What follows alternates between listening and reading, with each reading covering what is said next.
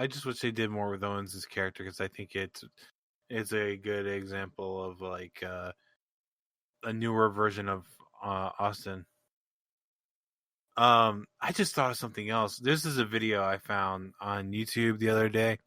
Paul Heyman was talking about being the advocate for CM Punk and how different that was for Brock. He goes, you know, I had to play 2 different characters because I don't need to talk for CM Punk. CM Punk talks for CM Punk. And it's not to say that Brock can't talk. We saw Brock talk at UFC. It's just it's better for me to just go, Brock Lesnar. He goes, I had to do a lot more of my facial emotions. And he goes, if he says something about the championship, I would have to hold it up.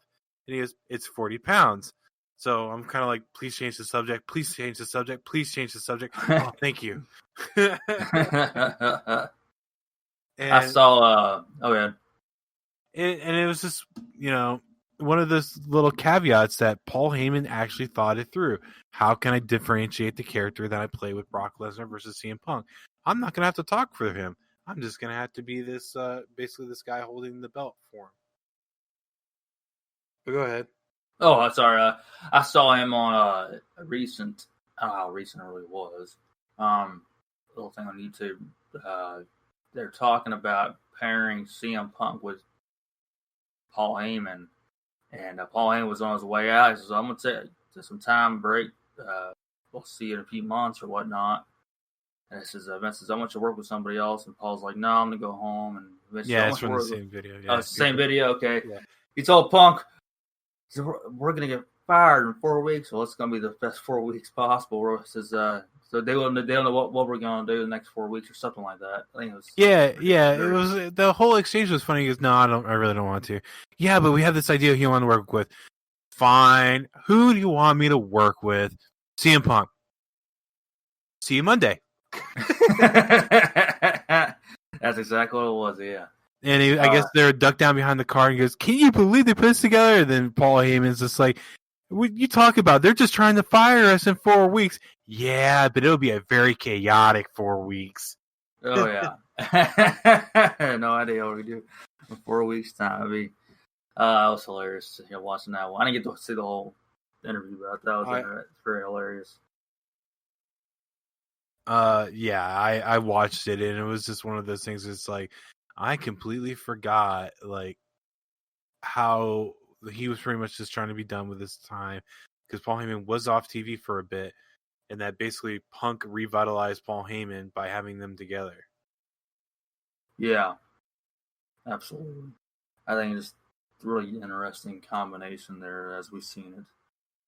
Yeah, it was a different setup, and one of my favorite things that Punk and Heyman did together was the feud with The Undertaker. Yeah, that was very personal, very good, very, very good feud. I enjoyed that one, absolutely. So we recently talked about Vince sending down 4 guys to the Performance Center to work on their training.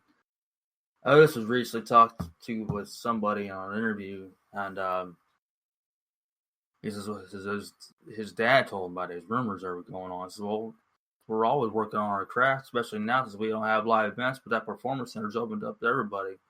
Mm-hmm. So if a big guy comes up to me and wants to work, we're always working. It's just it's around the clock work. I had what's been going on with the rumors going on about the 4 guys sent down. I don't know the whole entire truth, obviously, or what was said or what was done. But yeah, I can understand what Otis is saying. It is a round-the-clock training because you have to constantly work on your craft. But to him, there wasn't much of a rumor. There wasn't much of a report. It's like, go along with what he's saying at least. It's interesting. It could have been any kind of dirt sheet that was going on online. But, yeah, I mean, I have done to kind of understand what he's saying. We're always working on what we're doing, or working on our craft. I mean, yeah, it is a craft. It's an art form. So, yeah, I have to understand what he's saying there too. And maybe it's a bit strange to send Keith Lee down for no reason. Yeah. And that's what it feels like. It was pretty much for no reason and out of nowhere. I mean, yeah, I can understand he needs to work on his promo a little bit, but other than that, I mean, he does great work in the ring. But yeah, I can always imagine they're always, it's like any kind of performer out there, musical artist as well. I mean, for myself, I always work on my craft, so I can understand. Obviously, wrestlers being performers work on their craft. So I mean, yeah, that performance center is always open. So that's a good point that he was bringing out there to clear up a little bit of. Now, do you think it's a real clear up, or is it kind of like him talking for the company, if you will? Well, you can go both ways on that one, because obviously we've heard a number of times these ones that are signed to companies or signed to WWE will stick up with the company. I understand that because their jobs out there, but I said I'm 50-50 with it. Is plus when you just see something or hear something out there in wrestling business, especially wrestling business. I mean, it could be anything, but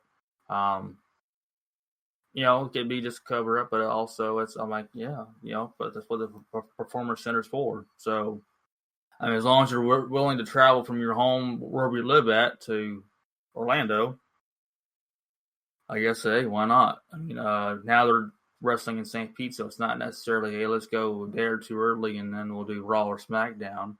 It's more or less you're traveling from wherever you live at and what state you live at to the performance center. So, I'm kind of tossed up on it, but yeah, I understand the part of it is you're always working, so you're always working on your craft. So that's kind of where I can believe it to that point, just to that point. So yeah, I know WWE likes to put out people that will say the positive thing, and notice it won't talk negative about the company, but that's what it feels like. It could potentially be. So we've heard past wrestlers getting hurt or concussion and them not caring enough, or we've heard before different people, and then you have other wrestlers that are assigned to them saying that they take tremendous care of us. I mean, I've heard different stuff, and but both positive and negative. So exactly. Oh yeah. Yep. Is there anything else you wanted to talk about in this episode? There is one more thing actually. Oh, Arn Anderson said that no one person is drawing a house. I kind of go along with that, honestly. They don't want, you don't have one named superstar out there, no one named wrestler out there who's the only one drawing the house anymore. Really, it's you look at SmackDown, Roman Reigns, he's a big star and all that. So is KO and so forth, but are they the only thing that's going to draw a house anymore? Or you look at their side of Drew McIntyre. Or you look at AEW with Kenny Omega. I know it's different levels, different companies. I understand that. What do you think about that? Is one wrestler going to draw an entire house like it used to with Hogan and Steve Austin and John Cena? No, I don't think. I think this is on WWE. For their massive control. They haven't allowed people to become massive draws. So I think the closest might be Roman Reigns by himself. I think he could probably draw some attention, but it's not to the point where WWE or even WCW were in at one point.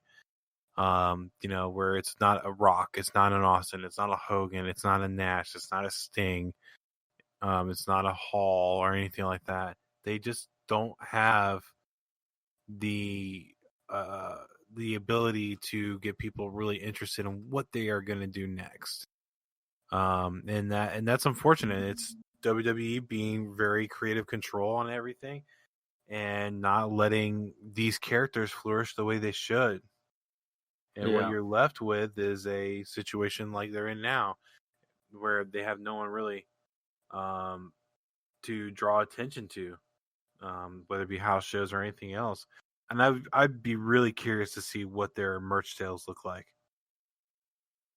Oh yeah, their merch sales are, I don't know, but it'd be actually a curiosity thing. You said Nash and Hall. I don't think Hall would have drawn as much as Reigns, but I understand Hall was a different kind of era too. But well, if you see him at like Nitro and stuff on TV, he always got the crowd to say when he would do the survey. Well, yeah, the survey. Yeah, I That's just what don't think I necessarily his name would draw us more than Roman Reigns right now. But just Hall by himself, I'm talking about, not Hall with a bunch of people. Hall by himself with supportive wrestlers, obviously on the card. But no, I got you. You're not gonna have that one person anymore to draw on the whole card anymore. I mean, I wouldn't tune in to watch a 3-hour pay-per-view just to watch Roman Reigns, or even I don't think I would do that for even Drew McIntyre. I'm a big fan. AJ Styles, I might. AJ to me, he's what I would call the it factor of it all, honestly. But I mean, there's other great ones out there, obviously. But and AJ's a really good heel too. But yeah, I understand what like I said. Arn Anderson just said that. I was like, I'm not gonna disagree with that one. But other than that, by the way, congratulations to Brandy and Cody Rhodes. There, they announced they're having a baby and next year. So I'll say, well, congrats out to them. Other than that, that's about it. There was so Nyla Rose is one of my favorite people to follow on Twitter currently. Just because of how funny they can be. She posted something on there after the announcement saying, well, I guess Vicky Guerrero should take over a shot of brandy since Brady can't drink. And then a bunch of people reply, goes, whoa. I'm just saying because she's pregnant, she shouldn't drink. Stop with all the attacking kind of thing. And I wouldn't mind Vicky Guerrero taking over that. If you guys haven't followed Nyla Rose on Twitter, absolutely do it. Nyla is definitely entertaining, and there's a lot of funny content on there. Yeah. Okay. Yeah, but that'll Cool. do it for us. Again, you can catch us on Spreaker, Spotify, Google Podcasts, Apple Podcasts, YouTube. You can follow us on Twitter at WrestlingSCool, and go ahead and take it over for the rest. Instagram Instagram at Wrestling Still Cool. Facebook Wrestling Still Cool. TikTok Wrestling Still Cool 90. Also email wrestlingstillcool@gmail.com. Let us know what you think about the podcast or what guests you want to see or on here. We got some guests already had on, and what you want us to review, or you can talk to us on the social media through DM. Yep. So again, that'll do it for us. I hope you guys enjoy the rest of your night. And I am particularly excited to see the Cerebral Assassin stop napping and face AJ Styles.